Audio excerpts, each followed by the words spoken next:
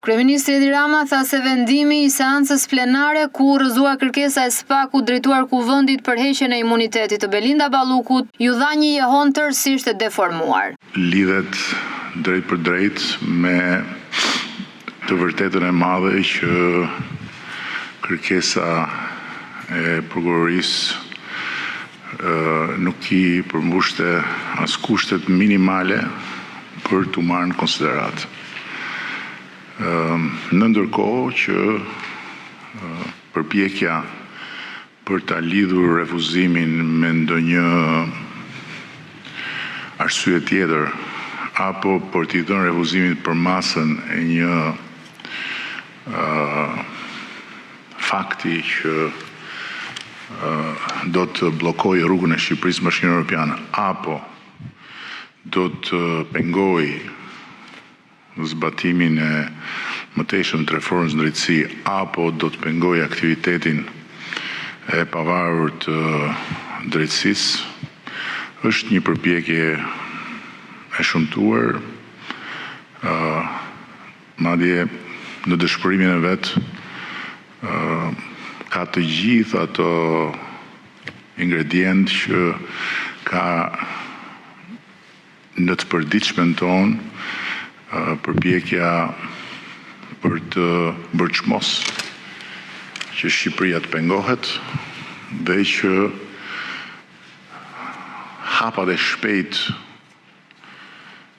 me të cilat ne po ecim në procesin e negociatave të frenohen.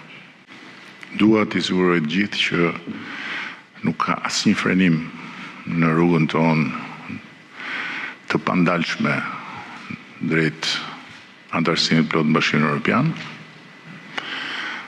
Nuk ka as një diskutim lidhur me vullnetin ton për të vazhduar në rrugën që ne kemi hapur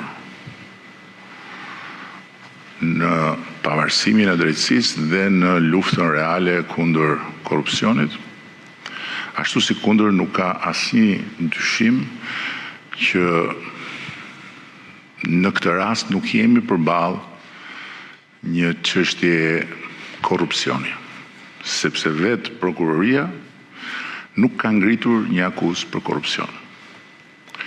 Por jemi përballë një çështje në hetim, e cila mund të hetohet lirisht pa as më të voglën pengesë dhe e përsëris atë që thash edhe përpara grupit parlamentar, unë i inkurajoj prokurorinë që të ndjek dhe të hetoj të gjitha pistat ku mund të mendohet se mund të shfaqet gjatë rrugës ferra e korrupsionit. Rama tha se qeveria ka pasur debat me disa nga partnerët e huaj lidhur me qasjen për mënyrën e trajtimit nga qeveria dhe mazhoranca për çështjen ndaj zëvendës kryeministres. Rama përsëriti se kjo qasje lidhet me faktin se nuk bëhet fjalë për rast korrupsioni, teksa shprehu inkurajim për të vijuar hetimet për atë që quajti si ferr në rrugën e korrupsionit. Është e vërtetë që ne kemi pasur debat me disa nga partnerët tanë lidhur me qasjen ndaj kësaj çështje, nuk është sekret. Dhe si kundër besoj e din shumica, por bëjnë sikur se din pakica. Unë në këtë detyrë përfaqësoj Shqipërinë, interesin e Shqipërisë dhe të gjithë shqiptarët, dhe një nga normat e pa diskutueshme të këtij përfaqësimi është që t'i shikoj partnerët në sy, të më shikojnë në sy në të njëjtën lartësi. As unë nuk më shkon mendja të shikoj njëri nga lart poshtë, po as nuk më shkon mendja të pranoj që të më shikoj njëri nga lart poshtë, është shumë e thjeshtë.